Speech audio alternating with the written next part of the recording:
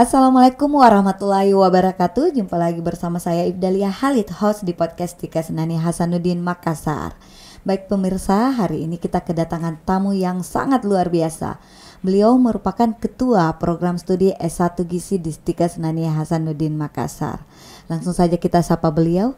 Assalamualaikum warahmatullahi wabarakatuh, Ibu. Waalaikumsalam warahmatullahi wabarakatuh. Bagaimana kabarnya hari ini? Alhamdulillah baik sekali. Bagaimana dengan Ibu Ifdah? Alhamdulillah sehat, Ibu. Alhamdulillah. Nah, Ibu, sebelum kita melanjutkan bincang-bincang santai kita hari ini, bagaimana kalau Ibu langsung memperkenalkan diri terlebih dahulu? Baik, perkenalkan nama saya Nani Apriani Natsirjida, Ketua Program Studi S1 Gizi di Tika Senani Hasanuddin Makassar. Maaf Bu Nani Apriani Natsirjida, terlalu panjang mungkin saya kalau harus memanggil dengan sebutan itu. Mungkin saya sapa dengan apa, Bu? Cukup panggil Nani saja, Ibu. Baik, Ibu Nani. Iya, jadi saya lanjutkan. Ya, boleh. Sedikit latar belakang pendidikan saya. Jadi saya menyelesaikan studi saya di Fakultas Kesehatan Masyarakat Universitas Hasanuddin. Prodi S1 saya adalah Ilmu Gizi dan S2 saya Magister Kesehatan Masyarakat Peminatan Gizi. Kemudian saya diterima di Tika Senani Hasanuddin sebagai dosen tetap dan menjabat sebagai Ketua Program Studi hingga tahun 2024. Wah, luar biasa sekali Bu Nani ini. Selain Ketua Prodi S1 Gizi juga sebagai dosen tetap di Tika Senani Hasanuddin ini, Bu. Betul ya? sekali. Nah, Ibu Nani, Ibu sebagai Ketua Prodi S1 Gizi. Nah, bisa ceritakan sedikit bagaimana latar belakang sehingga dibukanya Prodi S1 Gizi di Tika Senani Hasanuddin ini? Jadi yang melatar belakangi ya dibukanya Prodi S1 Gizi itu adalah karena fakta bahwa Indonesia maupun dunia ini sedang berfokus dalam menyelesaikan masalah-masalah kesehatan, utamanya masalah gizi. Nah, contohnya seperti stunting atau keadaan di mana anak-anak itu tingginya lebih pendek dari teman-teman sebayanya. Wah, kalau istilah di tempat kita ini di Makassar biasa sebutan datul ya, Bu. Iya betul, tapi itu pendeknya diakibatkan karena kurangnya asupan gizi yang diperoleh anak tersebut dalam waktu yang lama. Iya, jadi saya sempat berpartisipasi pada pengumpulan data studi status gizi tahun 2021 dan hasilnya 24,4% anak di Indonesia itu mengalami stunting. Wah, luar biasa besar juga ya, Bu. Iya, walaupun memang angka ini menunjukkan adanya penurunan jika dibandingkan dengan tahun-tahun kemarin, tetapi kalau dibandingkan dengan negara-negara seperti Vietnam, Thailand, Malaysia dan Singapura itu kita masih tinggi atau kita masih kalah nih dari masih banyak anak-anak yang mengalami stunting di Indonesia dibandingkan dengan negara-negara tersebut. Kemudian contoh lainnya adalah obesitas atau kegemukan yang sekarang banyak dialami teman-teman atau anak-anak usia muda. Betul sekali. Iya. Mungkin itu diakibatkan dari banyaknya marak-maraknya sekarang junk food yang ada di Makassar ini ya. Iya, jadi karena banyaknya restoran-restoran cepat saji atau junk food itu dan banyak fasilitas yang memudahkan kita untuk melakukan sesuatu sehingga kurang aktivitas fisiknya. Nah, itu dapat menyebabkan obesitas atau kegemukan. Jadi bisa dibilang banyak makan kurang gerak ya. Iya, betul sekali. Nah, kemudian ada juga penyakit-penyakit lain yang disebabkan karena kurangnya asupan gizi tertentu seperti kekurangan vitamin A, ada kekurangan yodium atau kekurangan zat besi dan sebenarnya masih banyak lagi sih penyakit-penyakit lain yang disebabkan oleh ketidaksesuaian zat gizi yang kita peroleh tiap hari dengan kebutuhan kita. Karena yang teman-teman perlu ketahui dan Ibu Ifdah perlu ketahui bahwa kebutuhan seseorang itu setiap orang itu berbeda. Iya, satu sama lain. Semua sama. Jadi iya, betul. Kebutuhan Ibu Nani beda dengan kebutuhan saya. Betul, juga. kita tidak bisa samakan. Iya, betul. Jadi hampir di berbagai belahan dunia mengalami masalah gizi ganda dan inilah yang harus kita perhatikan karena dampaknya itu akan sangat besar. Tidak hanya berdampak jangka pendek tetapi berdampak jangka panjang. Iya. Contohnya seperti tadi postur tubuh generasi kita itu bisa jadi lebih pendek dibandingkan dengan negara-negara lain ya. Tidak usah kita jauh-jauh bandingkan dengan negara-negara di Amerika ataupun di Eropa, tetapi kita bandingkan saja dulu lah di negara-negara serumpun. Iya, negara tetangga. Jadi kita bisa lihat postur tubuh kita itu tidak lebih pendek dari negara-negara lainnya.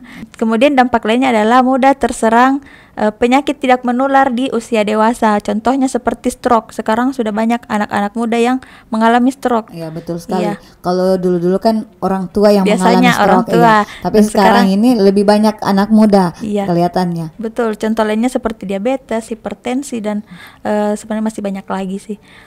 Dan bahkan kekurangan asupan gizi ini dapat berdampak kepada kecerdasan, produktivitas, serta kapasitas kerja kita nantinya. Iya, jadi di masa yang akan datang ini persaingan antar negara itu akan semakin ketat, sehingga Indonesia membutuhkan generasi-generasi yang berkualitas agar tidak tertinggal dengan negara lain. Iya, jadi salah satu yang bisa kita lakukan untuk meningkatkan derajat kesehatan kita dan memperbaiki generasi kita di masa akan datang adalah melakukan intervensi di bidang gizi dan kesehatan. Nah, inilah yang menjadi alasan kenapa Sisdikes Nani Hasanuddin menambah satu program studi lagi, yaitu Prodi S1 Gizi, untuk melahirkan ahli-ahli gizi yang profesional dan merupakan peluang yang sangat besar untuk adik-adik calon mahasiswa, karena lulusan gizi itu sangat dibutuhkan di berbagai sektor. Jadi sederhananya adalah selama manusia masih mengkonsumsi makanan, maka selama itu juga ahli gizi dibutuhkan. Iya. Nah, betul sekali. Tadi itu latar belakang dibukanya Prodi S1 Gizi. Nah, sekarang keunggulan dari Prodi S1 Gizi di Sisdikes Nani Hasanuddin Makassar itu apa ya, Bu? Jadi kalau untuk keunggulannya sendiri, Prodi S1 Gizi ini kita memiliki visi, yaitu menciptakan sumber daya yang berdaya saing tinggi dengan keunggulan pemberdayaan pangan lokal. Kenapa kita mengambil fokus ke gizi masyarakat? Karena kita mengacu kepada visi dari institusi kita, yaitu visi dari Sisdikes Nani Hasanuddin Makassar. Sedangkan kenapa kita memilih keunggulan kita adalah pemberdayaan pangan lokal, karena kita berada di Sulawesi Selatan atau di Indonesia lah yang dikenal kaya akan pangan lokalnya. Betul sekali, terutama memang di daerah kita Sulawesi Selatan itu berbagai macam pangan lokalnya. Iya, jadi kita Prodi S1 Gizi ini hadir untuk membantu menyelesaikan masalah gizi dengan memanfaatkan pangan lokal, karena teman-teman harus tahu bahwa untuk memenuhi kebutuhan gizi kita itu tidak harus mahal, tapi kita bisa memanfaatkan pangan-pangan lokal yang ada di sekitar kita. Jadi Prodi S1 Gizi ini akan melakukan kegiatan pendidikan, penelitian, dan pengabdian, serta melahirkan tenaga-tenaga gizi yang profesional yang mengimplementasikan ilmu-ilmu yang mereka dapatkan di bangku kuliah dengan pendekatan promotif, preventif, kuratif, dan rehabilitatif. Nah, semoga nanti lulusan dari S1 Gizi ini dapat meningkatkan derajat kesehatan kita. Baik, Bu, mungkin di luar sana juga ingin tahu kira-kira sarana dan prasarana apa yang ada di Prodi S1 Gizi Sisdikes Nani Hasanuddin Makassar ini. Sebelumnya kita bahas tenaga pengajarnya dulu. Kalau untuk tenaga pengajarnya itu kami berjumlah 6 orang yang merupakan lulusan dari S2 Gizi maupun peminatan gizi dari berbagai perguruan tinggi yang terkemuka di Indonesia. Nah, kalau untuk menunjang proses belajar mengajarnya, kami menyediakan sarana dan prasarana antara lain seperti kelas yang nyaman, perpustakaan yang lengkap, ruang prodi, ruang tutor, ada ruang podcastnya juga, tempat kita memberikan informasi-informasi terkait kesehatan. Kemudian dan yang pasti ada laboratorium seperti laboratorium biokimia, laboratorium komputer, dan laboratorium kuliner, serta penilaian status gizi. Saya tertarik dengan laboratorium kulinernya, Bu. Semacam apa sih itu laboratorium kuliner? Jadi kalau laboratorium kuliner kita yang ada di sini itu seperti pantry yang ada di MasterChef. Itu iya, jadi tempat masak begitu. Iya, jadi di situ kita belajar bagaimana kita menyusun, mengolah, menyajikan makan makanan sesuai dengan kebutuhan seseorang. Jadi di lab kuliner ini bukan hanya asal memasak saja ya, Bu. Betul sekali. Ya, luar biasa sekali, Bu. Untuk nanti keluaran S1 Gizi ini bagaimana dengan prospek kedepannya, Bu? Ya, jadi kalau untuk peluang kerja lulusan dari gizi ini itu dibutuhkan di berbagai skala industri, mau besar, menengah, kecil maupun UMKM. Nah, salah satu contohnya adalah peluang kerja di institusi pelayanan kesehatan seperti rumah sakit, klinik, puskesmas, dan fasilitas kesehatan lainnya. Kemudian ada juga peluang kerja di institusi penyelenggara makanan seperti di sekolah, pesantren, hotel, restoran, bahkan perusahaan. Oh iya, bisa juga di sekolah karena sekarang sudah banyak sekolah-sekolah yang mengadakan catering di sekolah. Jadi anak-anak tidak membawa bekal lagi dari rumah. Iya, contohnya seperti sekolah atau pesantren yang memang menyiapkan menu untuk siswa-siswinya seperti itu. Jadi semua itu tugasnya ahli gizi. Betul, agar sesuai dengan kebutuhan anak-anak. Iya, betul Iya. sekali. Dan kemudian ada juga peluang kerja di bidang industri pangan, makanan atau minuman. Nah, ini contohnya sebagai staff quality control untuk memastikan keamanan suatu produk atau mengecek label gizi atau nutrition fact yang akan dicantumkan di kemasan produk tersebut. Mungkin maksud Bu Nani ini yang label yang ada di kemasan cemilan anak-anak juga biasa ada yang komposisi itu ya. Ya, betul sekali. Jadi salah satu syarat untuk mengeluarkan suatu produk makanan harus ada nutrition fact atau labelnya. Nah, itu adalah salah satu hasil kerja dari ahli gizi di bidang industri pangan, makanan atau minuman. Wah, luar biasa sekali. Dan selain itu ada peluang kerja di instansi pemerintah dengan mendaftarkan diri sebagai pegawai negeri sipil, bisa bekerja di Dinas Kesehatan, Kementerian Kesehatan, BPOM hingga rumah sakit milik pemerintah. Jadi kita bisa lihat di penerimaan CPNS tahun-tahun kemarin pasti ada formasi untuk lulusan gizi, sehingga pasti ada peluang untuk lulusan gizi di instansi pemerintah. Dan yang sedang marak sekarang orang-orang buka adalah usaha catering sehat atau diet. Oh iya, betul. Sekarang banyak beredar di Instagram itu Bu yang menerima catering untuk diet sehat. Iya, betul. Jadi ahli gizi sebenarnya yang paling layak untuk membuka usaha tersebut karena itu akan sesuai dengan karena beliau kebutuhan. sudah tahu ya. Iya, betul, dan sudah pasti terjamin karena kita menyediakan betul-betul menu makanannya sesuai dengan kebutuhan setiap orang seperti itu. Oke Bu Nani, yang terakhir nih, kenapa sih harus prodi S1 Gizi di Stika Senani Hasanuddin Makassar? Ya, jadi yang pertama kenapa sih harus prodi gizi?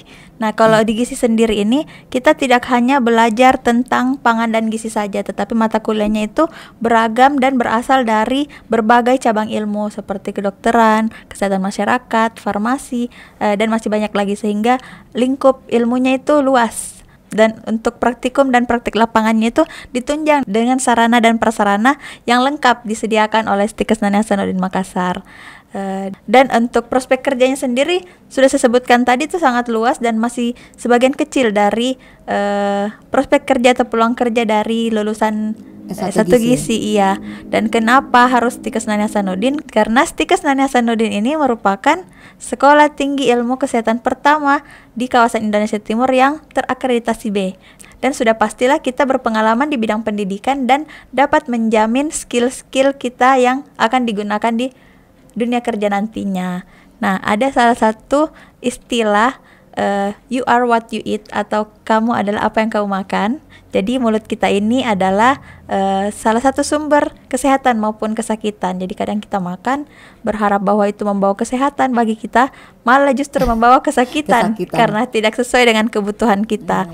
Jadi untuk teman-teman, mari kita sama-sama belajar di Prodi S1 Gizi Stika Senani Hasanuddin Makassar untuk memahami makanan apa saja sih yang sesuai dengan kebutuhan kita. Karena kita belanja produk saja, kita seleksi apa yang cocok dengan kita. Apalagi yang masuk langsung ke dalam kulit. Apalagi yang betul-betul masuk dan menentukan kesehatan kita. Seperti itu. Karena ilmu yang kita dapatkan di bangku kuliah itu pasti kita implementasikan dulu ke diri kita, kemudian ke orang terdekat kita dan ke masyarakat. Dan terakhir buat teman-teman yang penasaran nih tentang bagaimana sih Prodi S1 Gizi di Stika Senani Hasanuddin, bisa follow kita di Instagram @prodigizinhm atau follow Facebook fanpage kita di Prodi Gizi Stika Senani Hasanuddin Makassar. Baik Ibu Nani, sangat luar biasa sekali bincang-bincang kita hari ini. Semoga kedepannya Prodi S1 ini peminatnya lebih banyak lagi ya Bu. Dan semoga Ibu Nani sukses selalu. Amin. Makasih Bu Ifda. Sama-sama Bu. Baik pemirsa, itulah tadi bincang-bincang saya bersama Ketua Program Studi S1 Gizi. Dan kalian jangan lupa subscribe channel YouTube Stika Senani Hasanuddin Makassar. Akhir kata saya ucapkan banyak terima kasih. Wabillahi taufiq wal hidayah. Wassalamualaikum warahmatullahi wabarakatuh. Sampai jumpa.